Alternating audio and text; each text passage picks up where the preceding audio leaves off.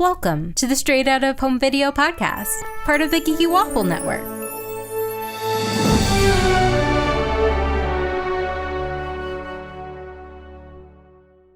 Today we're talking about Fox and the Hound 2, the 2006 midquel of the original The Fox and the Hound from 1981. I'm Candace, and with me is my fellow waffle Mack. Hey, Mack. Hello, Candace. How's it going? Good. You specifically asked to be on this episode, and I'm wondering why. Yes, because I love the original, and I think it was playing all the time when I was a kid. So I saw it several times, for sure. Yeah. And the original made me cry many times as a child. Oh, same. It has all of the right moments to it. The friendship, the relationships, between why am I Todd blanking and on- Cooper. Todd. There we go. Todd and I was thinking of his owner, Mrs. Tweed. Who is just called Widow in this movie for some reason. Yeah, so they just kept referring to her as Widow Tweed, I noticed. Like during the pie competition too at the end. Yeah, So Amos calls her just like Widow, and I was like, wow, that's like not a name I would want to be known for. Oh, in the original or in the second one? Oh, in this one. I see. Okay, yeah. Yeah, I noticed he also kept calling her woman. Yeah, I didn't like that either. I didn't like that either. But then I think they started to play off that little teasing relationship a little bit. Okay, so comparatively, what are your feelings about Fox and the Hound 2 compared to the original? This is definitely not the worst Disney sequel I've ever seen. But it's not the best. Yes, it's not the best. I thought it was pleasant, if a little uneven. So it just kind of felt like things were just happening and there wasn't really anything really driving anything forward except for like them experiencing one event after the other. So like it was the fair coming into town, and then it was Copper realizing like he might kind of want to sing with these other dogs, which was really interesting that this went kind of in the Lady and the Tramp 2 route, in which it was kind of a musical when the original was not. Yeah, it's very weird. Reba McEntire and Patrick Swayze are in this movie. So weird. And they sing. They're dogs that sing. I didn't realize that Patrick Swayze could sing. You haven't seen Dirty Dancing? No. What? Yeah. Can you believe that? Okay. Does he sing in that movie? He doesn't sing, but one of his songs, She's Like the Wind, is playing during a very dramatic moment, and it's very funny because he's singing it while he's like silent on camera. Okay. Don't know how you missed that classic. Okay. Apparently. Yeah, so the Singin Strays is what they're called. And apparently like this pup and fox are like, oh, it's a carnival. I can't wait to go. I guess they're old enough to know what the carnival is. And yes, it's very weird. Dixie, played by Reba McEntire, is a diva. Yes. And she's like, I quit. And so the dogs do the show without her. And, Cooper is like, starts singing. Copper starts singing along. And they're like, oh. This kid's got talent. Yeah, this guy, I don't know. Yeah, I was like, this is not really to the dogs it was singing, but to the people it was like barking and howling and like mumbling. It was very interesting how they did it. So the animals could hear actual singing, but the humans hear howling, but they're like, it's in harmony though, so it counts. So it's the best thing we've ever heard. Yeah, these people don't need to go out more, I think. Yeah. And so Cooper, now I'm doing it. Copper takes Diva Dog's place. Yeah. Dixie, right? Yeah, Dixie. Whose friend is a cat and also is voiced by Vicki Lawrence, which I thought was funny. Vicki Lawrence, some people will recognize her from the Carol Burnett show and a bunch of the shows like that back then. Really famous comedic actor. Yeah, I think Vicki Lawrence was actually Granny Rose. Yes, she was. The cat was Kath. Sorry. Source. Yeah, you're right. I totally mixed them up. It's all good. But yeah, Vicki Lawrence, for the Zoomers out there, and maybe some millennials, she plays Miley Cyrus's grandmother in Hannah Montana. Just did in not case. know that, actually, because I've never seen Hannah Montana. Wow. Okay. So Mac has not seen Hannah Montana or Dirty Dancing. This episode is going to turn into things that Mac hasn't seen. Yeah. Jeff Foxworthy plays Lyle. And then we have some voice acting all-stars like Jim Cummings, Rob Paulson, Jeff Bennett, Russie Taylor, and yeah, cast source. Mm-hmm. So a lot of interesting big name people attached to this. Yeah. This I just can't get over Reba McEntire and Patrick Swayze. It's so weird. I keep flashing on that. And I think it was either, I think I read either that it was Patrick Swayze's first voice role or his only voice role. I can't really think of anything else he's done. So I just wonder like how this came about for him. Yeah. I don't know either. Like, was it something that he was like, I really want to do this? I get a sing. Reba McEntire's in this, like I'm in. Exactly. So the dream of the straying singing dogs is that they one day will perform in the Grand Ole Opry. And there just happens to be a talent scout that's coming and to witness the talent show to find some acts for the Grand Ole Opry. Mm-hmm. And of course, everything that could go wrong goes wrong. It's a lot of like physical jokes, like physical humor and like destruction. Yeah, so much destruction. There's so much like, oh, people being tripped over or falling. And it's like, the entire fair coming down. It's wild. Like Ferris wheel comes down rolling through the carnival. Luckily, no one's on board except for Dixie later. But she's fine. There's no injuries. But there could have been because that thing was on a rampage through the fairgrounds. Yeah, that thing could like take down as many people as Superman. Yeah. Man of Steel. There was some like, if you think about it like that, there were some like heavy action sequences in this midquel. Yeah. Of destruction, and it was just weird. It kind of felt out of place a little bit, to be honest.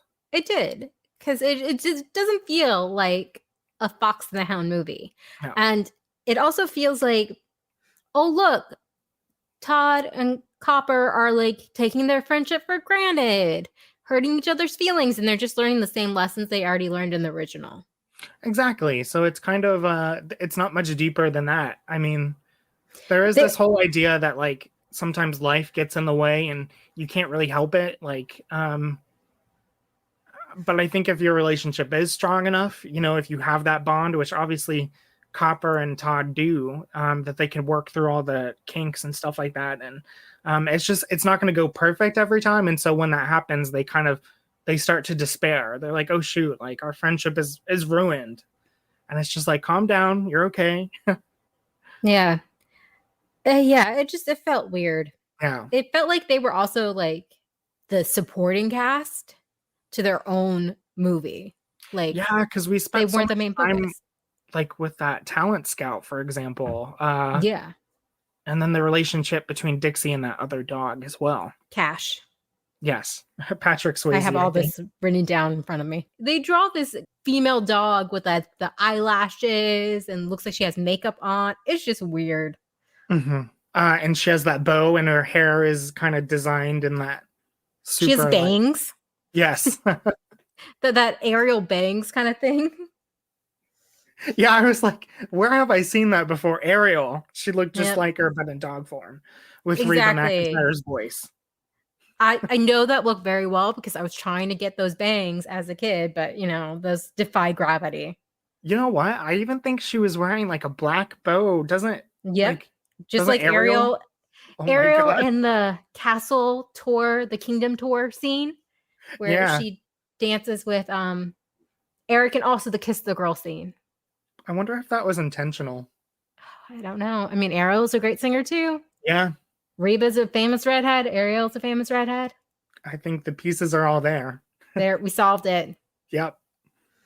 Well, I would like to say my dog slept through this, so this is not for dogs. No. I don't think it's also for grown-ups.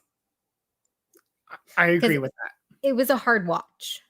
It was a very hard watch, especially as someone who liked the original a lot. I had an easier time with it at first, I think. And then by the end, like the last 30 minutes, I was like, I kept checking the time and like scrolling. Like it was hard. That is half the movie. It's only an hour and 6 minutes. Right. It's like, it's fine until you get to the half hour. No, it's literally a short watch, but it doesn't feel like that. Yeah, it feels so much longer than it is. They sing so many songs. Well, they sing the same song over and over again. Yeah, we're in harmony. There was one of them. There was like dude dog or something like that. That was kind of catchy in the moment, I guess. But then when the movie was over, I forgot all the songs. Oh, there was the song that Reba sings where she's like talking to Todd about how like it's hard being on top. Yes, that was a good one. She keeps repeating, good doggy something. God, what was that song? I even I was like thinking about it because she kept saying it over and over again. And like I liked the initial start of it. It kind of had this nice it's good doggy, no bone. There we go. Okay. Yeah, I didn't write it down because they said it so often that I figured I wouldn't forget it, but I forgot it. Oh, I even wrote it down. I said, good doggy, no bones, kind of funny. But they said it so many freaking times. Same and then there's harmony. Yeah, there's pigs singing it. There is goats, and I think there's an elephant even. Yeah. No, when the goats sang is when I finally wrote it down in my notes because I was like, oh, the goats are kind of funny. Like, I like how they harmonize there. But other than that, yeah. It was none of the songs were really standouts. That's for sure. Yeah, it's I can't. Okay, so this film is the last animated movie to ever open with the logo with the fantasy castle in the blue background. Wow. I didn't know that. Yeah. So history. Dang. History. At least it's doing something right, I guess. Making history in some way. Yep. The guy who directed this, Jim, how do you say his last name? Camerad? Let me see. Camerad. He also made Little Mermaid 2, actually, and then 101 Dalmatians 2, Patch's London Adventure. Yeah. And those are his only 3 directing credits. It says Little Mermaid, Little Mermaid 2, character design. But he's been storybook artist on things like Space Jam, The Grinch. Oh, cool. The Emoji Movie. Oh, man. Okay. He's making some money. I do not blame anyone who worked on the Emoji Movie, except the writers and the guy who came up with the idea of it. There are much better films out there. Let's just say that and leave it at that. He was sequence director of Pocahontas too. Oh man. So he's involved in all of the sequels, really. Yeah, he's involved in a lot. He did some Ice Age. Rio 2, which I didn't even know they made a second Rio. I haven't seen any of the Rio movies. It's I think like Jesse Eisenberg plays a bird. Oh, all right. Okay. I want to play a game. Okay. A Rotten Tomatoes game with you. What do you think critics gave this movie? 17%. Very close. It was 20%. Oh, dang. So close. Wow. So here's what some people had to say. It's not hard to see this 2006 Make-Cool as a betrayal of everything the 1981 original stood for. Slant Magazine. Oh, God. Okay. Little dramatic. Yeah. Common Sense Media said, milder than the original and full of country music charm. Yes. Yeah, like it didn't make me cry, at least this time. No. Okay. And if country music is your thing, I mean, you'll like this movie. Okay, I'll give you a hint. The audience score is higher than the 20% of the critics. Oh, okay, audience score. Let's see. 40. It was 46%, which I'm actually really surprised it was that high because I barely found any positive reviews. Oh my gosh. Okay, yeah, I got some. Okay. A direct DVD prequel doesn't sound good on paper, and this one fails miserably. Disney was obviously desperate and fresh out of ideas when they made this. The dog band isn't that great at all. Only positive is the fact that the animation has greatly improved since original, I'll give it a pass. Joe, 2 stars. I thought it did look pretty good, especially for a sequel, considering so many of them actually kind of sometimes look worse than the original. Yeah. But this didn't look bad. Yeah. Another review. I just want to hop on and remind everyone that this sequel doesn't exist. Viva la Leroy and Stitch. Leo, 1 star. Okay, so Leo has his favorites. Yeah.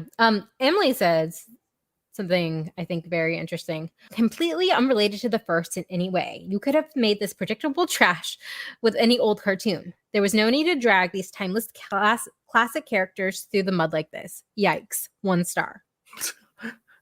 This movie made a lot of people really mad. Yeah. I mean, like, I'm not going to be as harsh as Emily, but I can see what she's saying. Like, you didn't need Todd and Copper in this.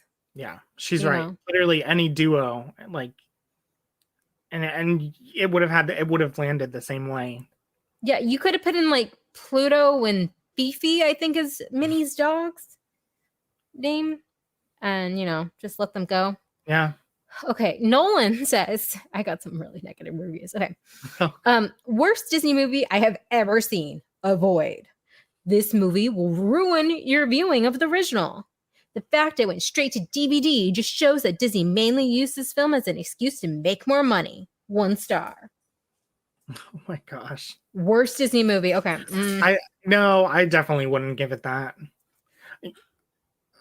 I thought it was, like I said earlier, I thought it was kind of pleasant for the first half, as we pointed out, but yeah, I can see why people would be frustrated, especially when you compare it to how deep and emotional the first one is. This one just feels like it's very superficial. Okay, so I want to close out on a more positive note. So Leopold says, why does this have a 0%? I guess before it was 0%. And was like, but aren't great. Everything else is good. The songs are the best in any Disney sequel that I've seen. The story is well put together, and the conflicts seem realistic and relatable if anybody was in this type of situation. He has not seen Belle's Enchanted Christmas because he apparently doesn't appreciate the music of that one. Yeah. 4.5 stars. 4.5. The conflicts seem realistic and relatable. When I get in a fight with my fox friend, Like I said, the only kind of realistic thing for me is that sometimes you get involved in a project and life gets in the way and you can't spend as much time with your friend anymore. But that's a stretch. I love this. While some parts of it aren't great, everything else is good. Very specific. I know. And really generous review, with the stars, 4.5. Yeah, 4.5 stars. Well, I think they see the 0% and they're like, this is wild. That's kind of harsh. And I think that's how it got so high to 46%. Oh, well, good for, who is this person? Jerome? Leopold. Thank you, Leopold. Okay, so overall, Mac, would you suggest this to a Fox and the Hound fan? No. What I would say is that if there's literally nothing else to watch in the world and you just want to have something on, then this is fine, but you could do a lot better too. It's not the worst. It's not the worst. But it's just if you're a really big fan of the original and you're hoping that the sequel will drive some of those points home and make you love the original even more, then this movie isn't for you. Yeah, I feel a real disconnect from the original in a way I haven't in a lot of these other sequels and prequels. And I don't know why, but yeah, I don't feel like this is meant for anyone above the age of 7. Yeah. If they had made if they had made Fox and the Hound into a show, I feel like this would have made a good episode, but not anything else. Yeah. Yeah. So if you have kids who love the original Fox and the Hound, they'll like this because they're kids and kids don't know any better. That's all I can say. And it's only an hour and 6 minutes. Yeah. So just be warned, the last half of it is going to make it feel even longer. And if you're a Reba and Patrick Swayze, the Swayze fan. Especially that combo. Then yeah. There's got to be like somebody who's a mega fan of both. If there is, you should send us a message. Yeah, let us know you exist. And what you think of this movie. Yeah. Okay, well, Mac, thank you so much for joining me on this little adventure. Where can people find you online? You can find me writing for the Geeky Waffle. Yeah, and you can find us at thegeekywaffle.com. Yeah, you can see all Mac's stuff and other episodes he's been on. And yeah, you can find us on Twitter at geeky_waffle, the Geeky Waffle everywhere. Oh, make sure you subscribe to our YouTube page. We're getting really active over there, and I'm kind of proud of it. So yeah, YouTube/C/the Geeky Waffle. We hope you all have a happily ever after until the carnival comes into town and you join a howling dog band.